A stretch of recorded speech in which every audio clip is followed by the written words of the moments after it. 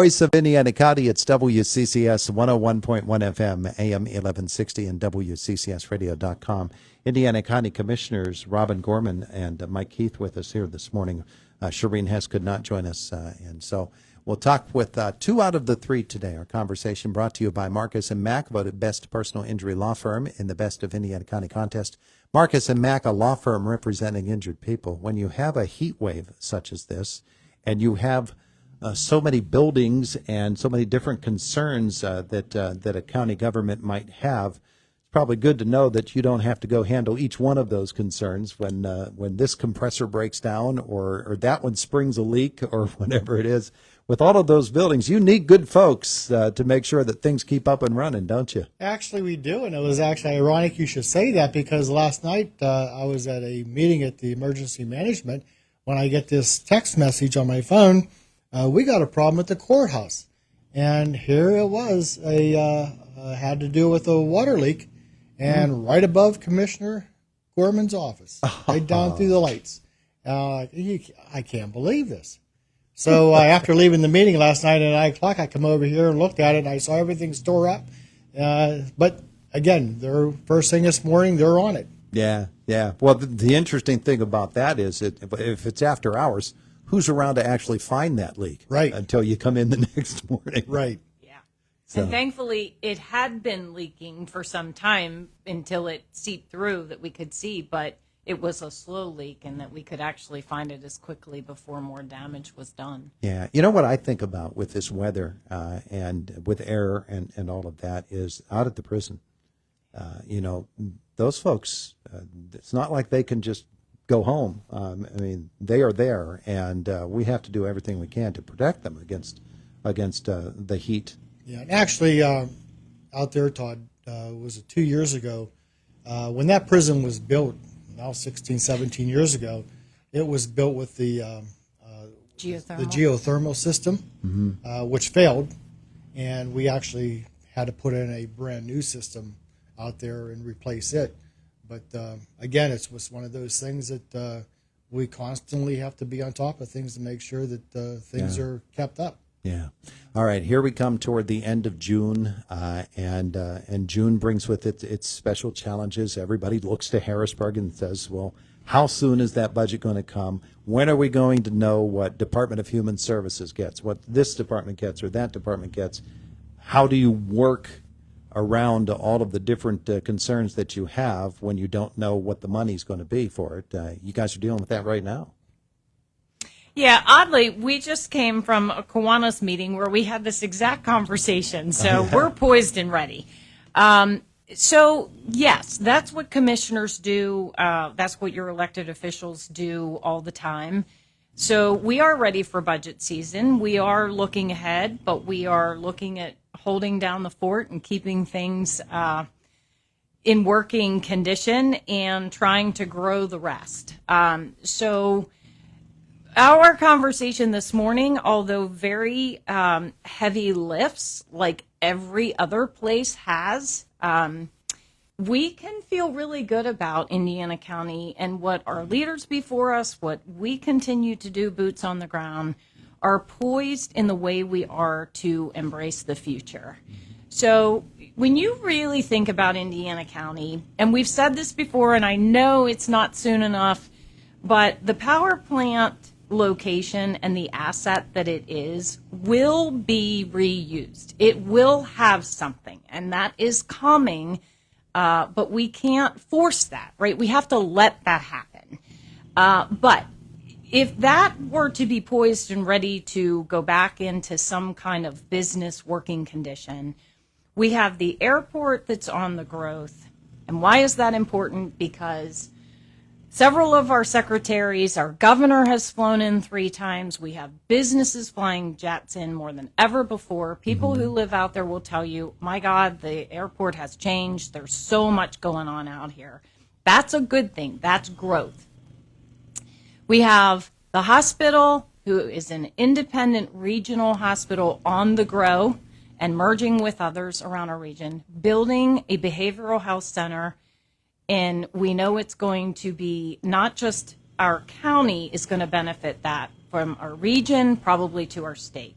Their relationship with IUP and the Osteopathic School of Medicine can only help to fuel not just our region for rural health and the need for those jobs and our care of our people, but it's going to help the entire state and in some ways our nation to focus on the rural areas that need these folks working out there. So we might look happy in the background and everybody else is carrying woes of everybody has needs and struggles. There's no doubt. And we know that.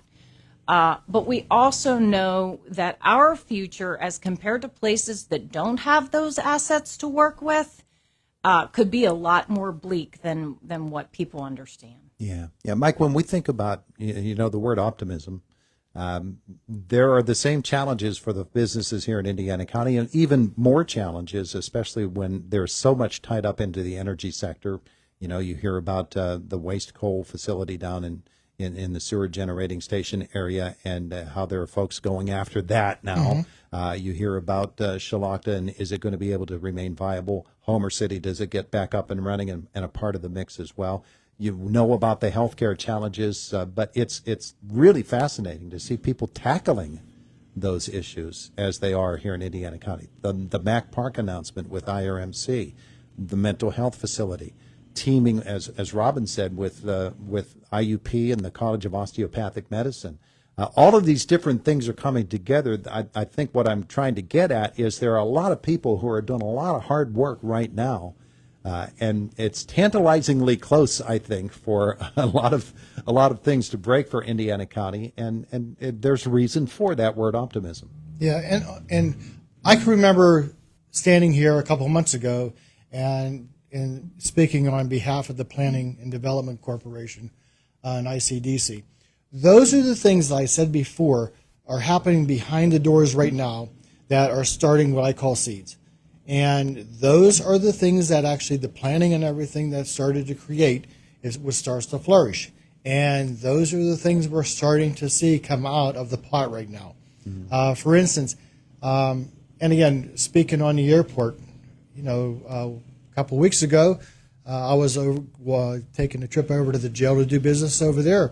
Whenever I see this unusual aircraft sitting on the tarmac, that caught my eye. Immediately, over the airport, got a couple pictures of it, walked in, and asked the airport directors, what's going on here?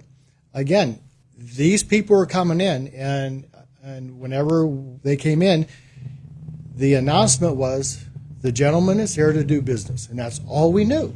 But it was business here in Indiana County. And to see an aircraft like that coming here to do business, something is happening behind the doors. Later on, we find out what it is, and it's good things. Same thing with other areas of this county. Things are happening. People are showing up. And again, we're planting seeds because something's going to come out of it. And a lot of good things are going to come out. Yeah. You speak of health care. The last month, we're coming into a budget here very shortly, and that's one of the things that just scares the life out of me is because I'm looking at some of these premiums that these businesses and other counties are actually being given as far as hikes, and I'm like, how do you deal with this? And thankfully, we've been proactive the last 3 years in going in a different direction with our health care, which again, we try to plan for the future, and hopefully it all pans out.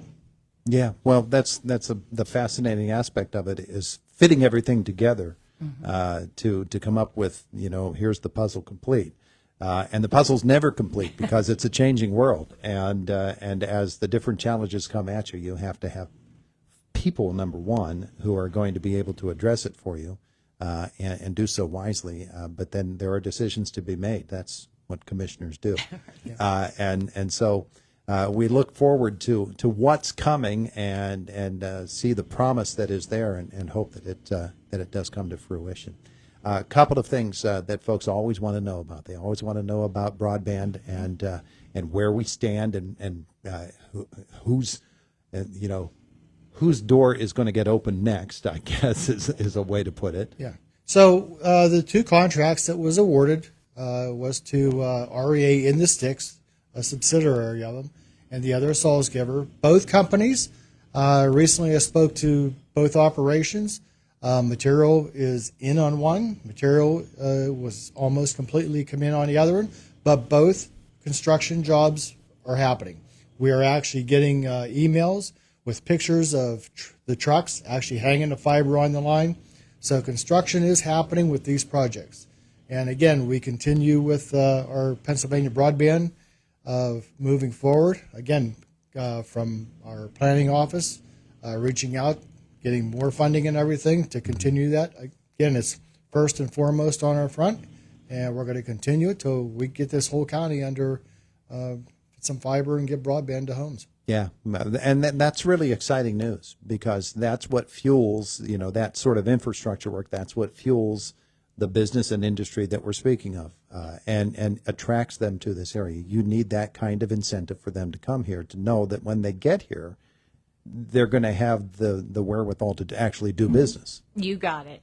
And that is what is so important, Todd, about people before us. So whether it was a set of commissioners or whether our representative and our senator, but how everybody works together to keep the pedal to the metal, right? You can't, even in hard times, you can't, in these positions, stop thinking about your future, right? How do you build it? How do you get out of it? How do you crawl back and be ready to embrace the next thing when it comes? Mm-hmm. And that's why when you think about, yes, broadband, we've said we're committed, all of us, as one large team in this county, because our people have said to us, we need that infrastructure asset to have a competitive quality life, whether it's my child going to school and being able to do their work or somebody working from their house.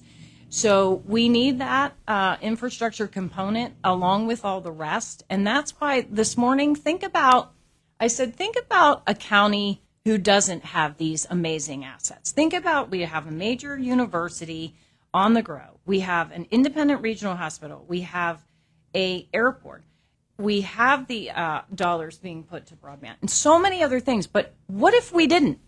What if the people before us weren't focused on those things to have us poised and ready to take advantage of all these things while we can? Where would we be? And so we have to do the honor of our people before us and continue making good things happen out of those assets we have to use. Yeah. Well, when Mike said about the airport and the strange airplane, I thought he was going to say Air Force One, but not quite. Not yet. Hey, folks, thanks for coming in. We appreciate it. Thank you, Todd. Thanks, Todd. It's the voice of Indiana County, WCCS 101.1 FM, AM 1160, and WCCSradio.com. We're about 2 minutes away from the top of the hour. Fox News comes your way then, and then it's a visit from Josh in the WCCS newsroom. We're going to talk Burrell Township and the Arc of Indiana County in our next hour.